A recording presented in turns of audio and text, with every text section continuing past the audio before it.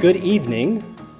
Welcome everyone to Thales College to our fourth and final lecture in this year's Sidney and Cecile Smith Lectures on Virtue. As always, I want to begin by saying a special thank you to the founder of Thales College, Mr. Robert Luddy, and to Miss Christine Smith, whose generous donation in honor of her parents, Sidney and Cecile, has made this lecture series possible. It is my pleasure and privilege to welcome our lecturer this evening, Dr. Stephen Smith, no relation to the sponsor of the lecture series, Dean of Humanities, Temple Family Chair in English Literature, and Professor of English at Hillsdale College. Now, in your folders at your seats, you'll see a bio of Professor Smith. And in fact, last year when he was here delivering a great lecture on Thomas More, I read that bio in my introduction to his talk. So the eagle-eyed among you will have noticed that Dr. Smith is our first ever returning lecturer in the Smith series, which means at least two things. One is that we obviously must have thought he did a pretty good job last time. And the second thing is that we at the college have gotten to know him on a personal basis a little bit over these last two visits. So rather than repeat my intro from last year, I'd like to say a few things about Dr. Smith as a person. First, Dr. Smith is just a really nice person. Indeed, I remember my very first impression of him, a year ago, February 2024, when I first met him. After we chatted for maybe 90 seconds, my first impression was just the thought, this is an exceedingly pleasant human being to be around. Right? How many of us regularly leave that kind of first impression? Dr. Smith just has this unfailingly kind, warm, gentle, generous spirit about him that is rare, perhaps especially rare among members of the male sex, and virtually unheard of among college administrators. Second, Dr. Smith is white-hot passionate about the subjects he teaches: English literature, Dante, Homer, Milton, Thomas More, and above all, Shakespeare.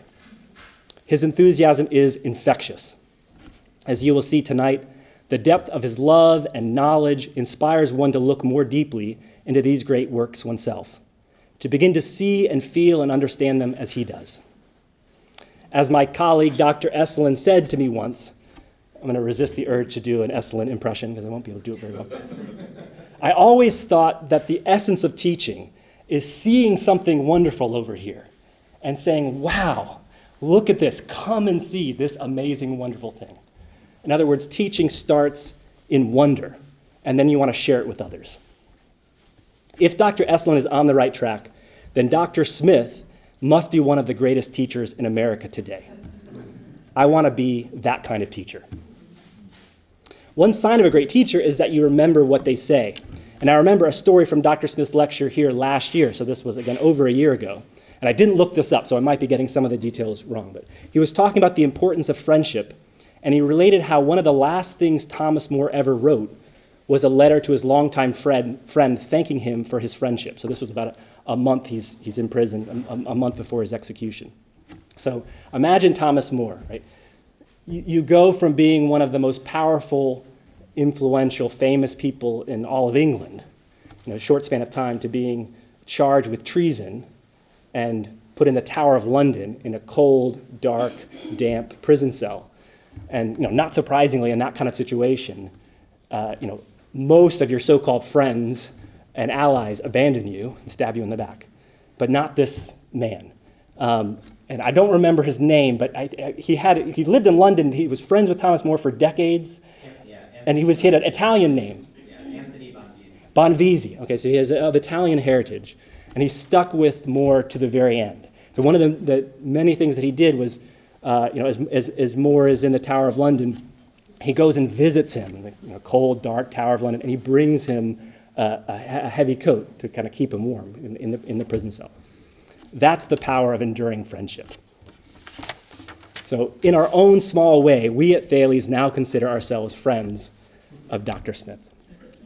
Would we brave a journey through the frigid wasteland that is the upper Midwest to visit him in Hillsdale, Michigan? I'm not sure we're that close friends just yet. But we would gladly welcome him back to Thales College and the warm bosom of North Carolina anytime. The Smith Lectures on Virtue is an annual lecture series at Thales College that aims to explore different themes and facets of virtue, always with an eye towards application, applying what we've learned to our lives and to our own times in 21st century America. Dr. Smith's talk is titled, Shakespeare for Leading Citizens, the Virtues We Need to Serve. Dr. Smith.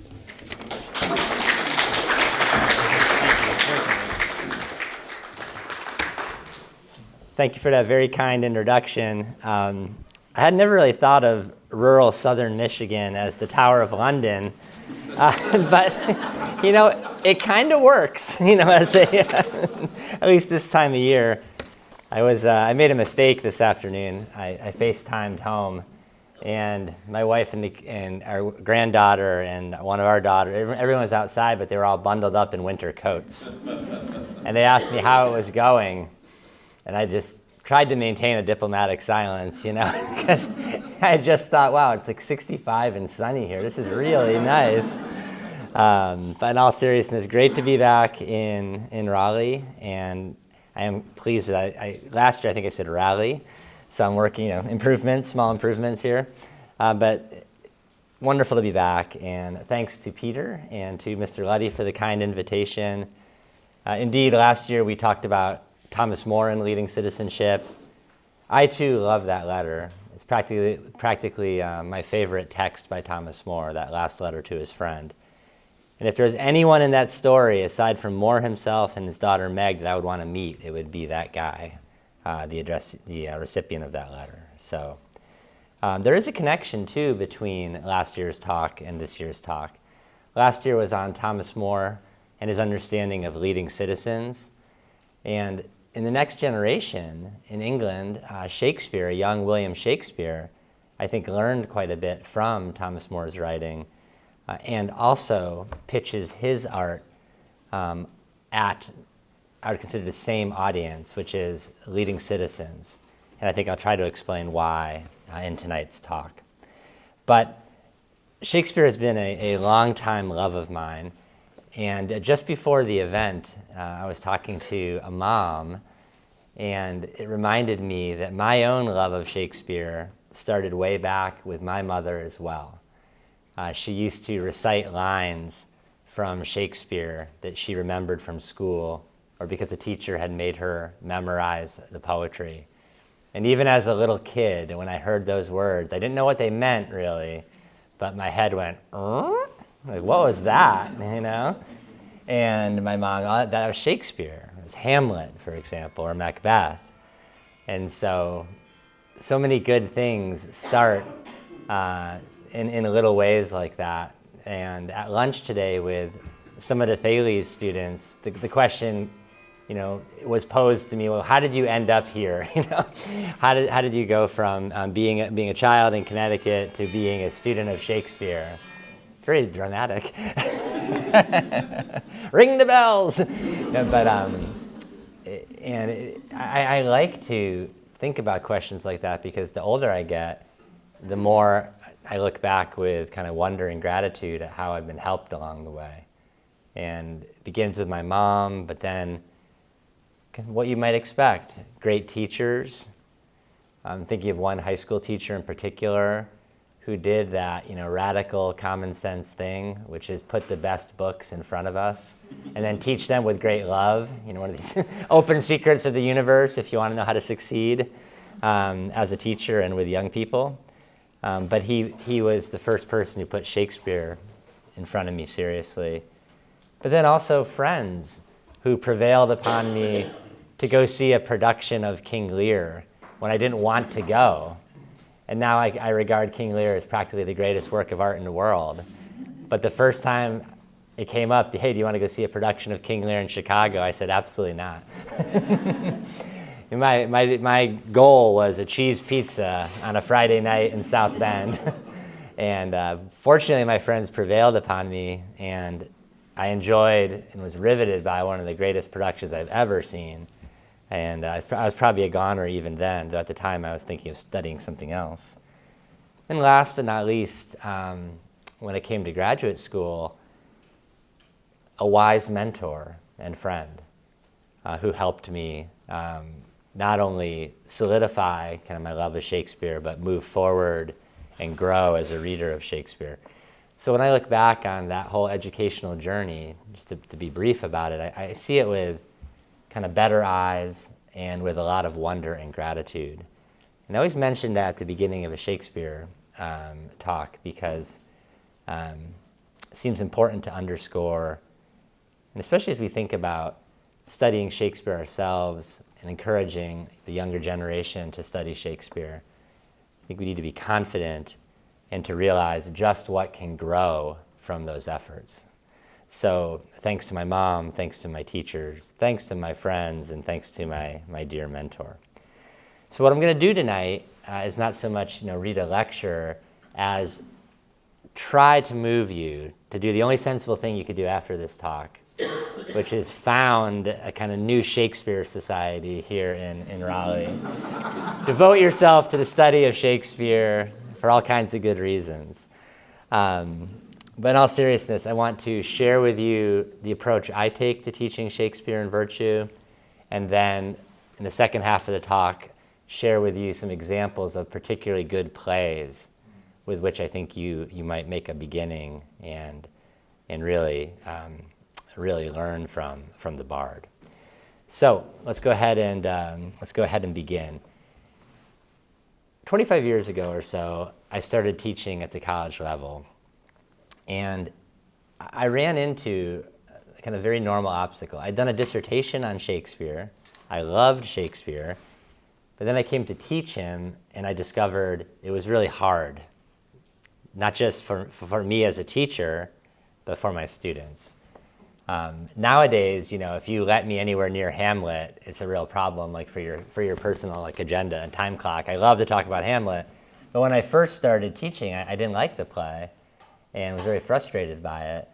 But then through experience, kind of struggled through that until it became one of my favorites. But the thing I really discovered was the difficulty my students were having approaching him, that he was harder than they thought, even as they enjoyed performances of him, that his words were challenging, rich, deep, perplexing. And there were so many plays addressing so many subjects and so many genres. Where do you even begin with this guy? I mean, 36, 37 plays? It's like running into an entire cosmos of imagination and meaning. Where do you begin? And so as I was beginning to teach him, again, was helped, I think, by a friend in particular, who asked me to take a closer look at a work of art about Shakespeare. I didn't want to do it because I was busy, I was prepping class, I was, had a young family, I didn't want to take on anything extra, but he kept insisting that I look at the Stratford Monument to Shakespeare because he thought I'd find it interesting. And I put it up here on the slide. It's the image on the left. And this is found in Holy Trinity Church in Stratford, England. Has anybody been to Stratford? Okay. You may have seen this. Some people decry this image. They don't think it's the most becoming image of our man. It's been ridiculed and critiqued. And I used to bring student groups to Holy Trinity Church and dutifully show them the monument, and then here is the grave marker, and then we would go on with the rest of the tour. But thanks to the persistence of a friend, I started to study this a little more. And to my surprise, I discovered a great way into the study of Shakespeare. And I want to share it with you before we get to those examples. Also, I suppose you may have heard in the news right now that there's a movement afoot out of Stratford to, what? Is it to decolonize Shakespeare? I believe is what they're saying, for reason X, Y, and Z. Without getting into that, what I would put before you tonight is the much better thing to do with Shakespeare is to approach him as these kind of early witnesses invite us to, and especially this monument in Stratford. So if you look up at it for a second, you can see Shakespeare sitting at his, I suppose, his desk and writing. Most obvious thing in the world. So who made this? We're not entirely sure. but it is made after his death.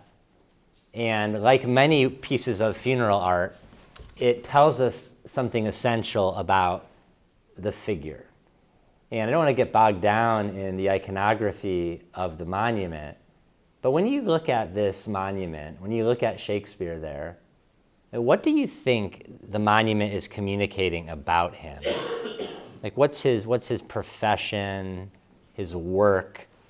What is he dedicated to? Many people will say right away, well, it must be writing, because there's a quill and there's paper and everything. I believe that quill has been stolen many times out of Holy Trinity Church and has needed to be welded into place to stop that from happening. But when I looked into this many years ago now, I was surprised to read an account of the monument that argued that Shakespeare in this monument is in the posture, not so much of like a writer, a dramatist, but of a teacher or an educator, or even a divine, like a clergyman. And experts on this monument were perplexed by this because we don't have a record, except for maybe one rumor from his early youth, that he was a teacher, educator, let alone a member of the clergy. But as soon as I saw that and read this account, I thought, okay, interesting. Why not approach Shakespeare as an educator or a teacher, a writer, artist, author who is an educator and a teacher? The monument actually is inviting us to do so through its art. That's the first point. There's much that we could say about it, but the second thing I want to call attention to is his face. What do you think the face is communicating here when you look at him? It's literally above you in the church, and this is his gaze. Peter used the word talking about Professor Esselin that I think is right on for this image. When I look at that, I see his eyes open, I see his mouth open a little bit, and the word that comes to mind for me is wonder. And that's the second point I want to make as we approach him. I want to approach him as a teacher and educator, and I want to approach him as a source of wonder, as an author who really uses wonder powerfully in the service of his educational goals. I actually wrote my whole dissertation on Shakespeare's understanding of wonder because it's so prevalent in the plays and so deep. I mean, we use the word wonder all the time. I wonder this, I wonder that. But what is wonder, and why is it so important to learning and to education? If you think of the plays for a moment, wonder comes up repeatedly in Shakespeare. He's fascinated by the Passion, by our experience of it, how it moves us, and where we can be led through it and by it. So that's another thing I want to throw out there. We're in an age where, I was just on a computer the other day, and the little AI assistant popped up. I put a text in, or I was looking for a text, and the AI at the top of the Google search said, "Do you want me to read this for you?" I was like, "What, to read this for me?" No, not exactly. But when we teach, when we encounter great art, when we encounter nature, this experience of wonder is crucial to our lives, and it really opens us and elevates us powerfully and leads us, as we'll see, in some startling directions.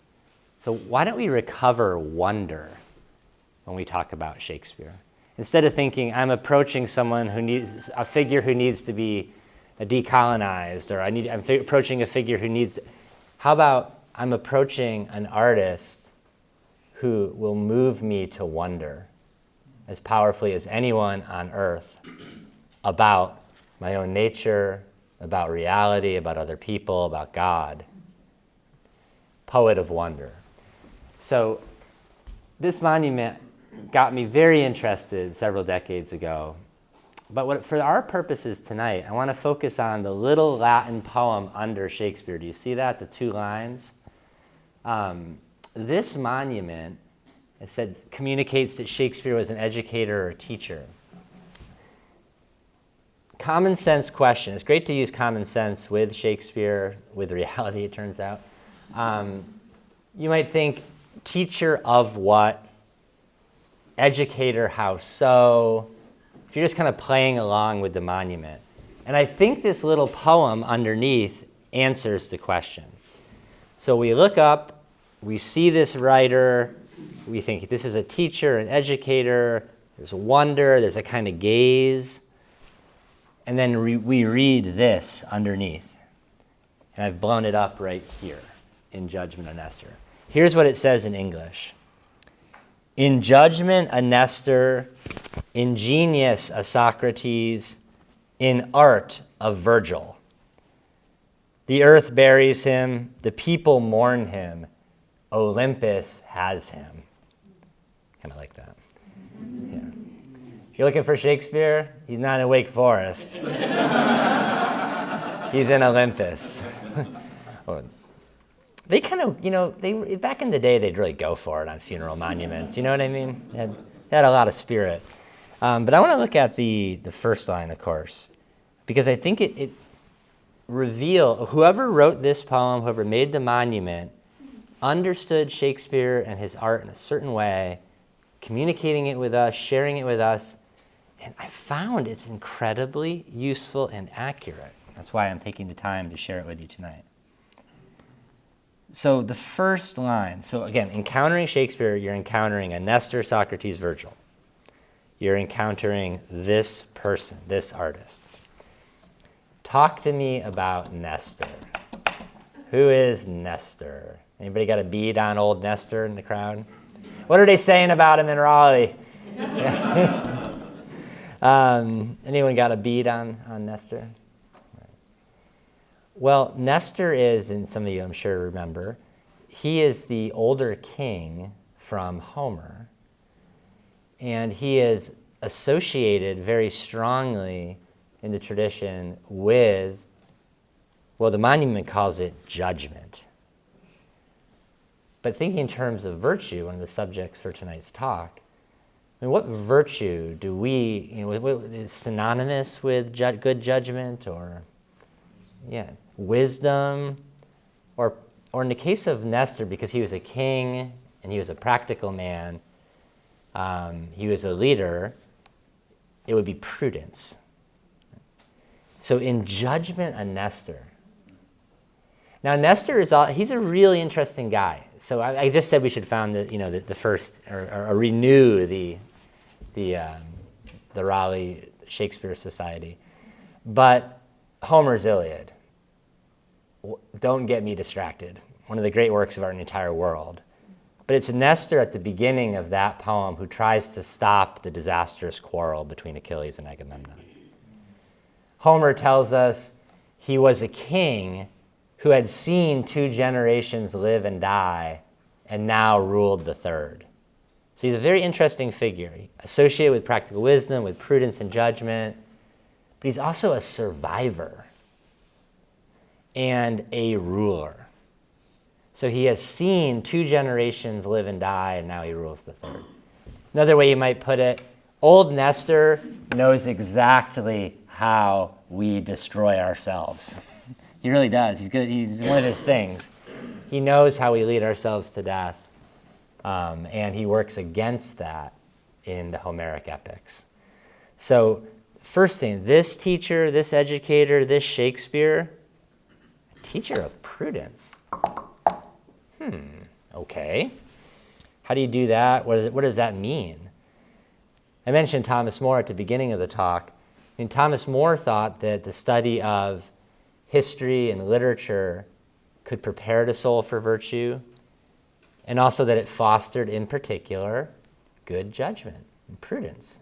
So the link, between More and Shakespeare. Maybe the last thing to know about Nestor is he figure of prudence and good judgment. He is a ruler, a leader. He is an advisor and a counselor who tries to bring reason to bear on these difficult situations. And the means that he uses to do so is an argument? No, not strictly speaking. Is it an op-ed? No. He does so through storytelling, actually. It's one of his things. So this figure Shakespeare is being likened to, famous classical leader, famous classical advisor, and someone whose one of his chief means is storytelling. Now, I don't know if you're like me, but when I first started out, I used to think prudence was pretty boring. Maybe the Beatles had haunted my mind for too long. Like, "Dear Prudence, won't you come out to play?" I thought, I can't be serious, right? But then the more I studied the virtues, I learned that prudence is the charioteer of the virtues. It's the commander. Like, this is a pretty important virtue. The virtue whereby we command, whereby we lead. So imagine a teacher, artist, educator who wants to foster the acquisition of that virtue in readers. Now, many years ago as well, I love Dr. Samuel Johnson. He's a famous critic in the English tradition. He has a great preface to Shakespeare. And he has a little moment there, and I'm going to give a kind of dynamic equivalency version of it, where he's introducing Shakespeare. He edited all the plays. He says, it's possible from this author's writings to assemble a complete understanding of prudence. I remember I read that, what? Like, Johnson thought that too. And so to whoever made this poem on the Stratford Monument, you can kind of see where I'm going. Like, I'm a teacher of young, aspiring people. And what I think is they need teachers of these virtues. And this is, in the first place, prudence. And I think that William Shakespeare is one of the great resources available to us for that kind of education. All right, let's keep going. What about, you got more than you bargained for. What about the second part? Ingenious a Socrates. I'm just going to say for a moment, I'll speak for the human race. I mean, to be compared to one of these figures would be enough for most people. You know what I mean? Like, I could pass on being a Socrates and a Virgil if I was a Nestor, or et cetera. But he's going to get all three. Very rare combination. So you get in judgment Nestor, now ingenious a Socrates. Same question, what's the word on the street about the philosopher of Athens? This is a funeral monument. It's a funeral poem. We don't have to get super complicated, but maybe just ask ourselves, what in our memory, culturally or other, what do we associate with Socrates? I heard teaching, for sure. A famous method, right? Eliciting knowledge from the person. Okay. I mean, all kinds of answers. Ooh, that was good. All kinds of answers came up. This would be fun. We're doing 45 minutes. Imagine if we had 45 classes. That's the way to live, all right? Got to do Shakespeare in the grand style. My poor students right now are preparing for their midterm tomorrow morning. As we speak, they're reviewing it all, getting it ready. I shouldn't have done it, but I sent them a picture. I turned the TV on at the hotel last night, and there's Dune Part 2 on the TV, which they love, right? So I took a picture of it and sent it to them, and I said, wow, this is a really strange version of The Winter's Tale. I've never seen this before. But no response. But in any event, Socrates, a lot clusters around this figure. He shares the interest in practical virtue with Nestor, but he's a philosopher. So he's going to bring to it more than simply, the practical virtues. That line, ingenious as Socrates, this seems to be a reference to the kind of inner guardian spirit that Socrates said he had that helped him in his life, especially by telling him what not to do, more than telling him what to do. So this figure, obviously very famous, but associated with many things. So with a guardian spirit, even there, a guardian spirit that told him what not to do. This is why, later, people will associate the genius of Socrates with conscience, or something akin to it. What else does Socrates emphasize? The importance of self-knowledge, for sure. And then you mentioned eliciting the knowledge or learning from the student. The way that the encounter with Socrates in antiquity was kind of like a conversion experience for his victims, I'll call them. One person says, well, he's like this electric fish, and he's in the water, and you think, oh, that's a really cute fish. You grab, and it gives you this shock. Or he likened himself to a gadfly that stings the sleeping body politic, wakes up the soul, does all these things. Shakespeare being likened to a figure like this. So truth with Socrates is sort of like being turned around from the cave to the light.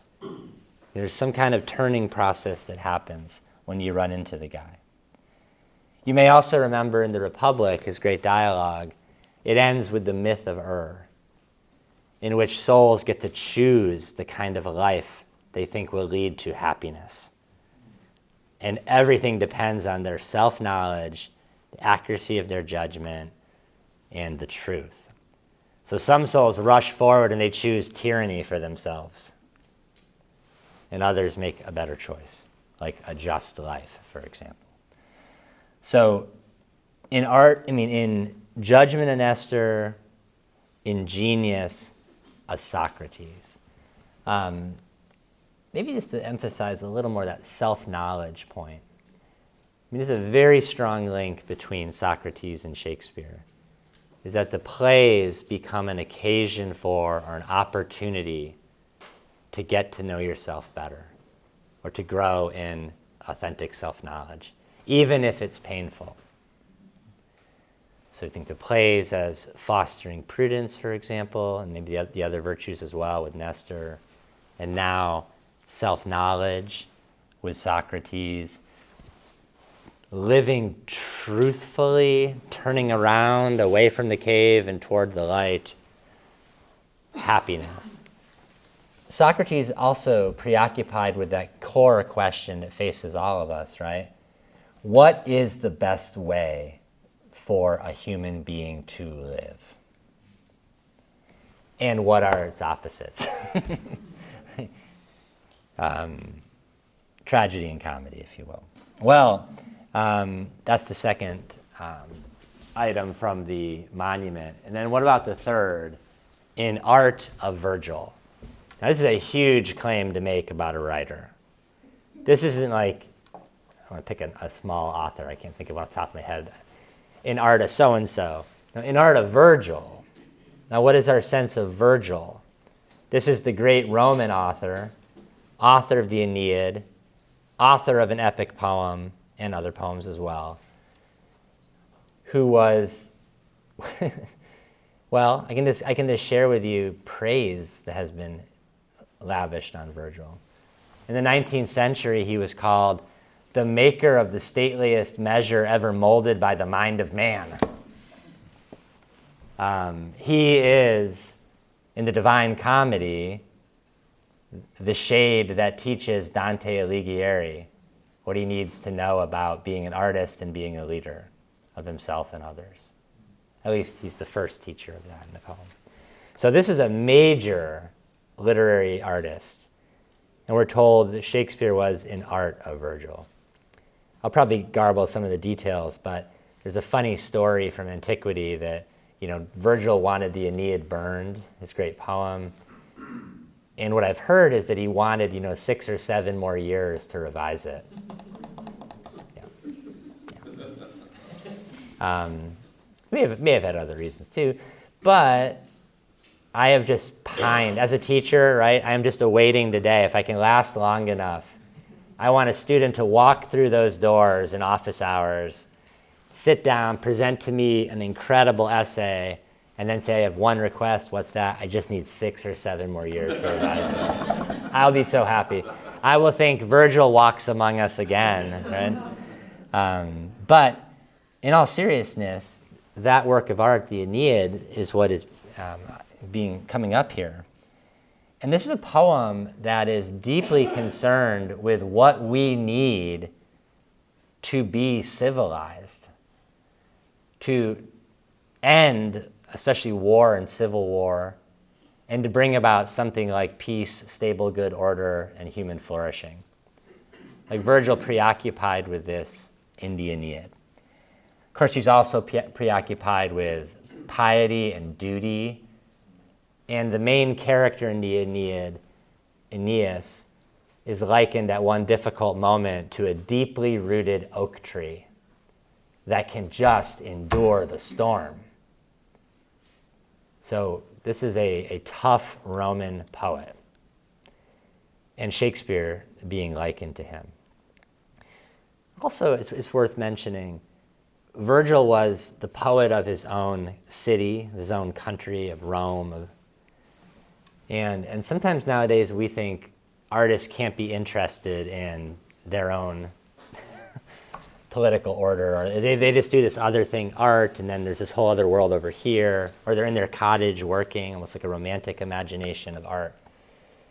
But William Shakespeare wrote a full third of his poems of his plays on the history of his own country, such that you can put together a history of England, beginning with King Lear and going to Henry VIII and Sir Thomas More, across the working lifetime. Most people I didn't realize this till it was even pointed out. I just thought, I don't want to read Henry VI Part 2, or I don't want to read King John, or I don't want to read, whatever it may be. But Shakespeare, like Virgil, dwelt deeply on the real needs of his country, and he wrote a poem trying to serve those needs. I mean, what comes up over and over again in the English history plays of William Shakespeare? The tendency of our country to descend into civil war and destroy itself. Why do we keep doing that? What's our problem? Now, we are a younger country, but we've had one good old civil war already. And if we were wise, if we're students of Shakespeare, we'd be on our guard that it could certainly happen again without all that much difficulty. So Shakespeare dwells on this. Virgil wants to know why we destroy ourselves. But they want to know so that they can prevent it and do something better. I think that's really important to see about William Shakespeare. Those history plays are not your enemies. They're not the boring plays. They're not the ones that I don't want. Maybe he should have given them better titles. I don't know. Did he need a PR guy? I do not think William Shakespeare needed a PR guy. But I'll admit, when I first started out, they did not attract me. And I was just like, pass the Macbeth, baby. But in all seriousness, in art, a Virgil. And there's one last detail that I would throw out there because it's very relevant, is that Virgil was an artist who worked, in his case, under Augustus, under an emperor. So you have an artist, educator, and power. That's part of the story of the Aeneid as well. When we turn to William Shakespeare, Shakespeare wrote, especially in the second half of his career, he wrote throughout his life under a monarch, but in the second half of his career, his troupe was the king's men. And many of his greatest plays in the second half of his career debuted to be in front of King James. So the poet and power, or what an artist or an educator does with such an audience, is really helpful for understanding Shakespeare. If you ask, why is he so preoccupied with the leaders in the plays? Or maybe ask yourself, if you could write a story or choose a story to share with our leadership If someone said, hey, Steve, give this guy a story. Put on a play in front of this guy. What would you do? What kind of story would you tell our leadership? So,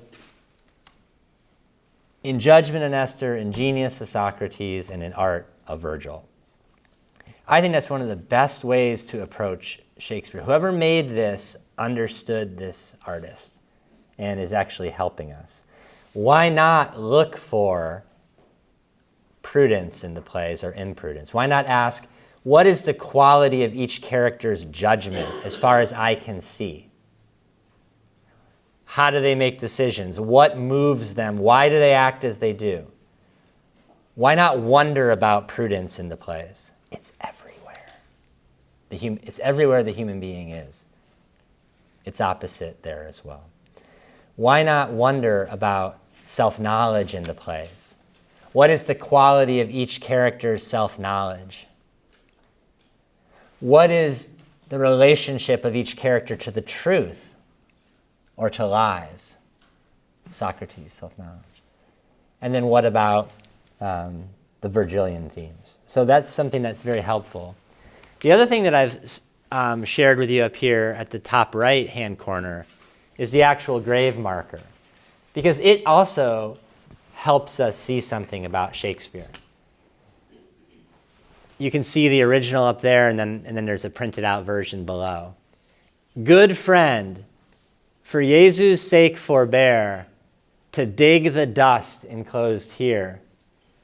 Blessed be the man that spares these stones, and cursed be he that moves my bones. Do you think Shakespeare wrote that? So when we have on the left-hand side, Nestor, Socrates, Virgil, it's very classical, right?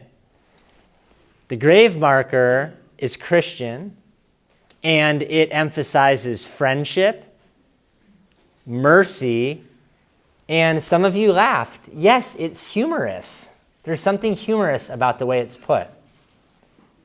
Now, some people say, no, there isn't. It's very serious. Well, I think it makes me smile a little bit. And so I'll just throw out there that when we're approaching Shakespeare as well, in addition to prudence and self-knowledge and everything, what about friendship? And what about mercy? And what about the place of good humor in leading our lives?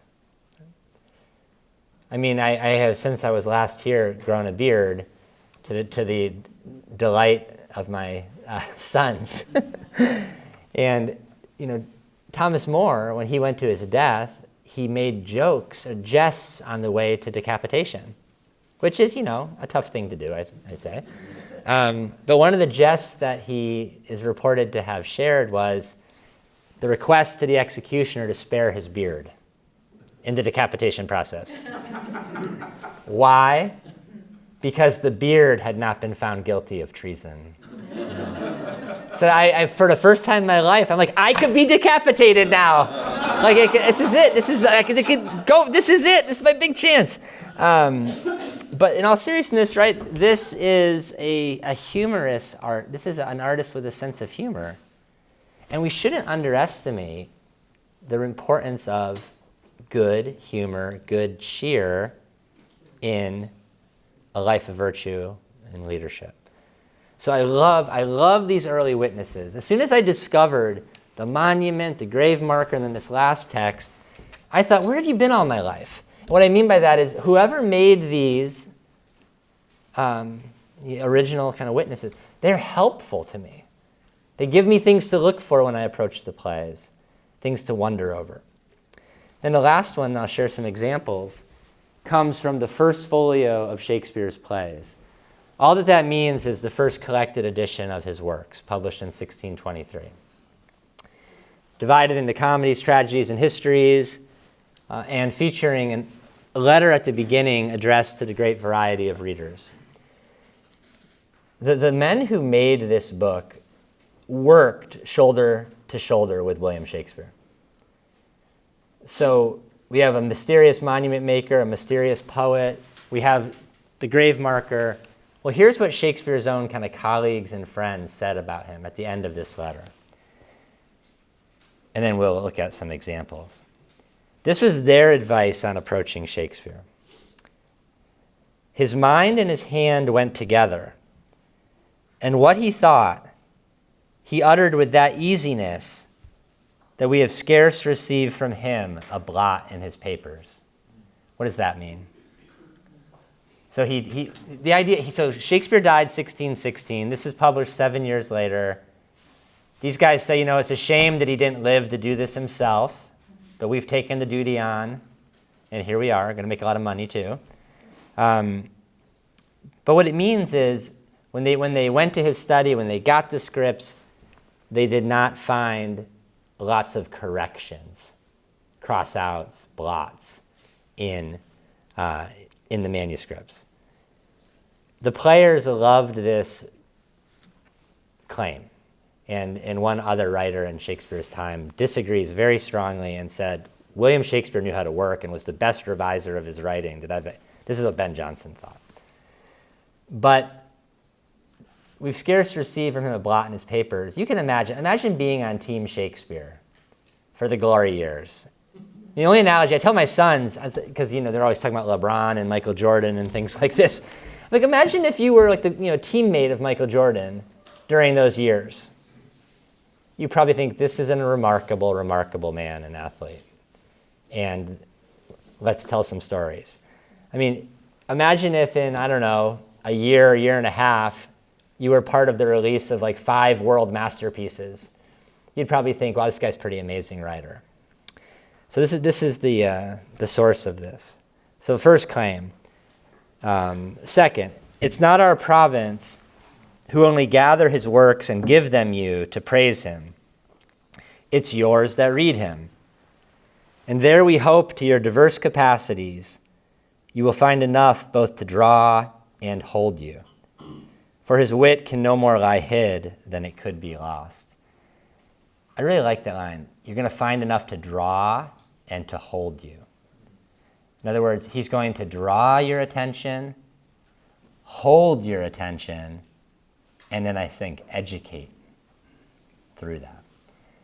There are few people in the world more skillful at gaining the attention of audiences and readers than William Shakespeare. It's a gift. Even in this age where we have like a 6-minute attention span because of these devices, right, and everything else that's happening. I think the average is like 6 or 7 minutes now, according to some claim. Think about that. But here's the key point. Here's their advice. This could even be the motto of the Raleigh Shakespeare Society. Read him, therefore, and again and again. And then if you do not like him, surely you are in some manifest danger. Yeah. This idea, like, you're going to cancel this guy, good luck. Right? Coriolanus in the great tragedy, banish me, I banish you. You're not going to cancel this guy. Read him again and again. And then if you do not like him, surely you are in some manifest danger not to understand it. I always make the same joke here, but I tell my students, if you encounter someone who, having read Shakespeare again and again, does not like him, you need to do the common sense, charitable thing, which is arrange for an intervention. Because in the spirit of friendship, you would never want your friend to persist in disliking Shakespeare. You would tell them, you arrange for the coffee, some chit-chat at the beginning, and then you say, I think you're in some manifest danger. You don't seem to like Shakespeare. But again, that's not the key point. Here's the key point. And so we leave you to other of his friends, whom if you need can be your guides. If you need them not, you can lead yourselves and others. And such readers we wish him. Fascinating sentence to me. The wished-for reader of Shakespearean drama. That phrase, leading yourself, and you could title an entire study of Shakespeare to lead yourself and others. It holds up so well you wouldn't believe it across the entire corpus of his writings. From wire to wire, what he cares about is how folks lead themselves and others, or mislead themselves and others, or learn how to lead themselves and others. It's everywhere in the plays. And in fact, I think it kind of connects everything we've been saying into one phrase. Or a question: how does the human being best lead himself, herself, and others? What virtues are needed? And we've seen a few come up already in the monuments. Now, what about examples from Shakespeare? And I'll open up to questions. Where should I begin? Where do I see these subjects being addressed most unforgettably or most effectively? I'm going to throw a few things out there. And this is a little bit of a fire hose, so just, maybe put on a poncho or something. But there are a lot of plays, and I love them all dearly. I don't like choosing between them. A student at lunch today, one of the Thales students, asked me what's my favorite play, and I gave a hyphenated answer featuring 11 plays. Well, T.S. Eliot said that the works of Shakespeare are like a single poem. Yeah, actually. I think he's onto something. Anyways, that's another topic. But how about, on this subject of leading yourself and others? I mentioned those history plays. What about King Richard III, his breakthrough tragedy? This is a remarkable play to study. Shakespeare's portrait of a successful, we'll call him, even though he dies at the end, a tyrant, a tyrannical soul. Last year in the talk, I talked also about tyranny with Thomas More. Thomas More also wrote a history of Richard III, and it is the major source for Shakespeare's play. They are both, they think you need to study tyranny, actually. It's an important part of education. It's not just let's talk about virtue, or let's talk about beauty, or let's talk even about wonder. It's what about tyranny? So Richard is the great case study. He's willing to do things. He is energetic. He is a man with a plan. This is one of the difficult teachings of Shakespeare, is why is evil so darn industrious? Why is it so strong-armed? I believe it's Richard who says, and heaven help me, I've been saying this sometimes. I'm quoting Richard III now. It's a world to bustle in. Richard III. He's always at work. He always has things in hands. He's always driving the action forward. With blood, with violence, with destruction. And one advantage that Shakespeare provides for us, one benefit, is the opportunity to study a soul like this. To watch it if we're in the theater, or to read, and to reflect if we're reading the play. What about the other history plays? Well, I'm a huge fan of what's called the Henriade. You can hear the echo of the Iliad in that. The Henriade is Richard II, Henry IV Part 1, Henry IV Part 2, and Henry V. I know it doesn't sound that exciting, but it is an absolute masterpiece. One of my dear friends, a younger charge of mine at Hillsdale, said his whole life was turned upside down by the Henriade. He was going to be a lawyer. He was going to be rich. And then a great teacher and the Henriade got him and ruined his whole life. But this is, you have the study of Richard II, who is, let's just face it, this is a weak king who is deposed and killed in the play. He is intemperate. He's unjust. He's imprudent. And this guy's he's also a poet, and he's very memorable when he speaks, but he is a train wreck of a leader. And that's how the Henriade begins, with the loss of Eden and the death of Richard II. The rest of the Henriade is the story of Henry V. Shakespeare's very interested in Henry V. Even Hamlet gets one play. We get an entire saga, practically, with Henry V. We get him as a young man, and then him as a king. 3-play sequence featuring the rise of this young man. So how does he compare as a leader to Richard? How does he compare to his father, Henry IV? His father is kind of a Machiavel. His father is the man who gives the kill order against Richard. His father is the guy who says, yeah, kind of like I did it. But he says it more memorably than that. He says, those of us who need poison don't love it. Yeah, it's a great line, isn't it? It's a great line. Then Richard's dead and he's king. Okay. But his son is sort of the star. And his son brings so many virtues and skills together. He's like a playwright. He's like a gifted actor. He's witty. He's courageous. And he also has some liabilities in Shakespeare's presentation, including on the level of conscience, for example. So that's a wonderful place to start. And there are several good film versions of it now as well. I also do love Hotspur in those plays. He is splendid, honorable, truthful, and completely foolish. He's kind of Henry V's opposite in the story. And at one point, he's warned about the plot that he has kind of fallen into. A friend sends him a letter and says, "Get out, it's a terrible plot, you're going to get yourself killed." And Hotspur reads it and says, "If this isn't the stupidest letter I've ever read, right? I'd beat this guy with his lady's fan if I could." And of course, his friend is giving him a prudent warning and is telling him the truth.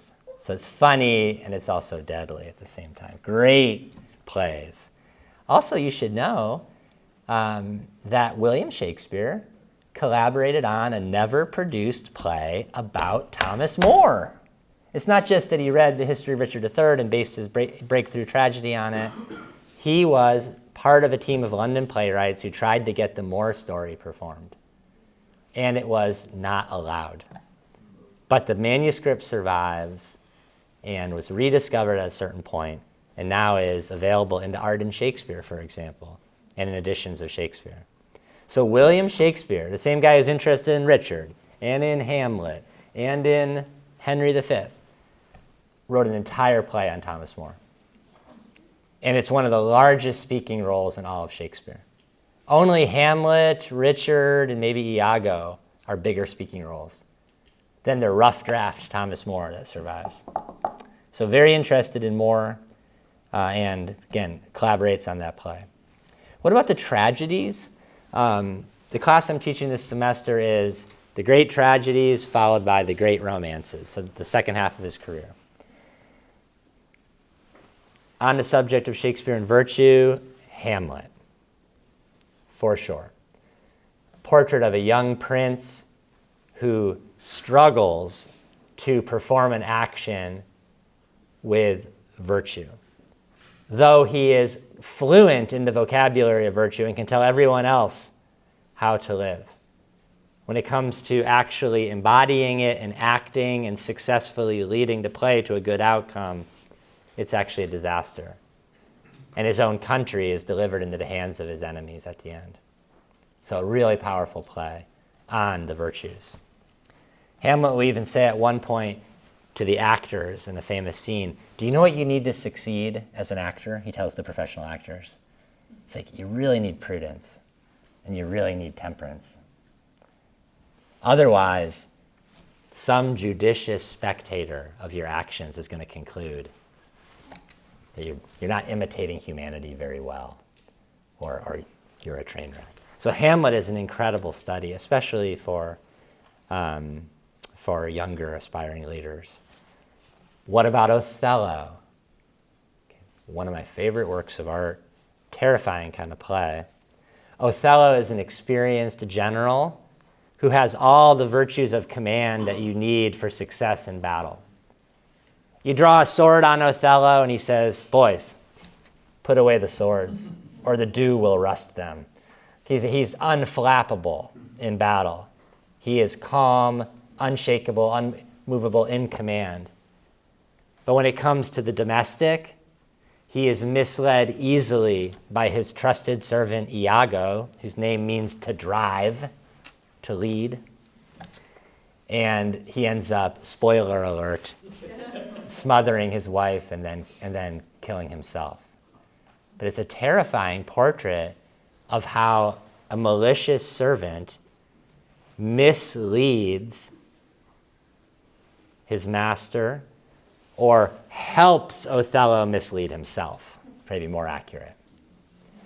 An incredible. He's like, at one point Iago leans forward and tells the audience, Othello, he's so open, he's so noble, he's so good, he's so honorable.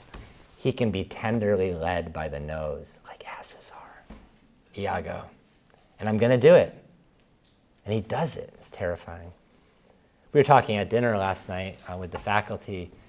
One thing that comes out of Shakespeare as well is, you're going to play like Othello in particular, our young aspiring folk and ourselves, we need to be on guard against Iagos. Or someone needs to tell our young aspiring people, there are Iagos. There's some serious malice out there. And you need to be both forewarned and forearmed. And in Othello, Shakespeare gives us an opportunity actually to see things from the villain's perspective, from the inside, and to watch how he does what he does. So that's a remarkable play that I just love. Desdemona in that play has some of the most important lines. One is just an exclamation to God. As things are, she's about to get killed. She's just a few minutes away. And she tells her servant, "Good Father, the foolishness of our minds." And of course, the play is demonstrating the folly of the human mind. Very powerful, unforgettably. And she also asks for the ability to learn how to mend through the experience of evil, not to become evil herself, which is an important line for the tragedies. Why would you ever study a tragedy of evil? To learn to be evil yourself? That would be kind of a strange goal.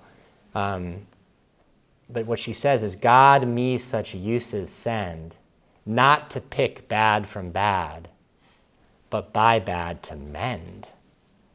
So she sees a possibility that you could learn something through tragedy that would help you mend human life. Desdemona. I'll never forget when I was a teacher, so much fun stuff to talk about as teachers. Poor woman is smothered in the play. It's terrible. I was teaching a play once, and it was freshmen, and it was the second act, and I let slip that Desdemona gets smothered. And a young lady screamed in the crowd. She went, "Ah!" I said, "What's wrong?" And she said, "I thought she was going to live. I thought she was going to survive." I went, "Oh." Oh. I know we're at our limit, but I'll just mention, and then we can talk about it in the Q&A if you'd like. But other plays that are just way up there for me would be Macbeth, the play that really got me as a young person. It was studying Macbeth that made me turn down the radio and turn down the Boston Red Sox to concentrate on something else. Huge moment in my life. I love baseball, still do. Go Red Sox. But in any case, that's the story of Macbeth, another great warrior, kind of violent lover, very strong in desire, strong in imagination, not so strong on the top story, or when it comes to reasoning. And he will lead himself and be led into murder as well. So that's a powerful portrait of a virtuous nature, as Shakespeare says, that recoils and becomes tyrannical. He also has a friend, one of his victims, Banquo, who does a little bit better, even though he gets killed in the play.